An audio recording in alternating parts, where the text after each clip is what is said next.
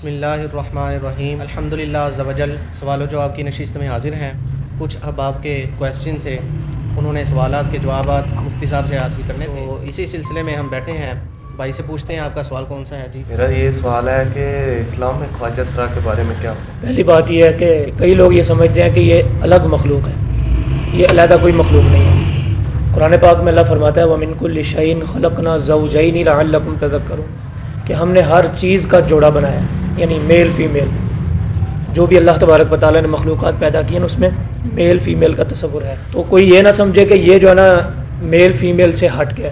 तो अब फिर सवाल पैदा होता है कि इनके अंदर तो बहुत सारी खामियाँ, बहुत सारे उज़्र पाए जाते हैं जो मर्दों के अंदर नहीं, जो औरतों के अंदर नहीं, ये तो अलग मखलूक नज़र आती है। तो इसका जवाब ये है कि अगर इनका उज़्र ले लिया जाए कि इनका उज़्र है, इनके अंदर किसी यूँ समझ लें किसी पार्ट के अंदर कमी है, तो ऐसे तो जो मुकम्मल मर्द होता है, आपको पता है कई घरों के अंदर नाबीना पैदा होते हैं बच्चे, वो भी तो माजूर हैं। कई ऐसे होते हैं पाँव से माजूर होते हैं। इसके अलावा किसी के हाथ माजूर होते हैं। उनको तो नहीं किसी ने कहा कि ये नाबीना है, ये मर्द से हट गया है, ये इंसान से हट गया है, क्योंकि इसकी आंखें नहीं। क्योंकि इंसान पूरा वो होता है जिसके दो हाथ होते हैं, इसके हाथ ही नहीं है। इंसान वो होता है जिसके पाँव ठीक होते हैं या पाँव सलामत होते हैं, वो चल सकता है, ये तो चल ही नहीं सकता, पाँव से माजूर है पैदाइशी। किसी ने उसको तो नहीं कहा कि ये अलहदा मखलूक है। जिस तरह दीगर उज़्र होते हैं इंसानों के अंदर, ये भी एक उज़्र है, ये कुदरती। तो इसको इंसानियत से अलहदा नहीं कर सकते। कई अच्छे भले मर्द नज़र आते हैं, दोनों पाँव भी सलामत है, आँखों से देख भी रहे होते हैं, ज़ुबान से बोल भी रहे होते हैं, कानों से सुन भी रहे होते हैं और पाँव से चल भी रहे होते हैं, जिस्म पूरा सलाम होता है, लेकिन मर्दाना ताकत नहीं होती। अब उनको क्या कहेंगे? ज़ाहिरी तौर पे बिल्कुल ठीक नज़र आ रहे हैं, बिल्कुल सलामत है, शायद और मर्दों से खूबसूरत नज़र आए, चूँकि उनके अंदर मर्दाना ताकत नहीं। अब उसको क्या कहेंगे? उसको भी इंसान ही कहेंगे। और ख्वाजा सरा कोई अलहदा मखलूक नहीं है।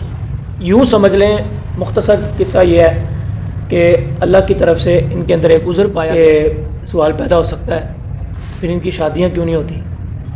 और भी कई सवालात होते हैं। याद रखें, ख्वाजा सरा दो तरह के होते हैं।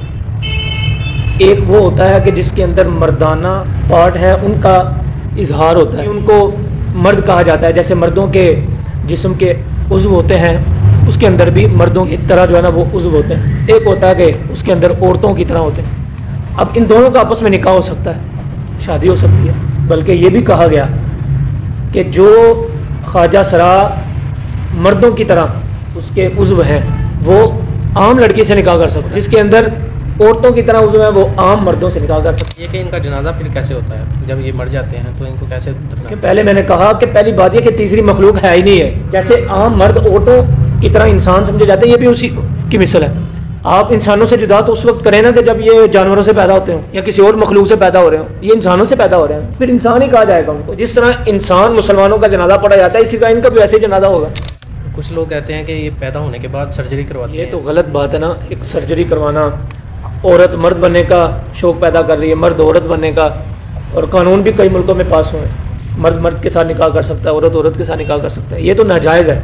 ये सर्जरी करवाते हैं या फिर जानबूझ के ये नाचते हैं, गाते हैं और अपने आप को हकीर तसव्वुर लोग भी करवाते हैं, वो खुद भी अपने आप को समझते हैं। ये तो बिल्कुल गलत बात है। ये तो मुआशरे ने एक किस्म का नीचे गिरा दिया। यहाँ तारीख़ की बात करूँ कि कई ख्वाजा सरा अल्लाह के वली गुजरे हैं, और आज भी मुआशरे के अंदर ये नहीं कि ये नाचते गाते हैं, सिर्फ वो नमाज़ों की पाबंदी भी करते होंगे, कई ऐसे होंगे अल्लाह पाक की बारगाह में झुकते होंगे।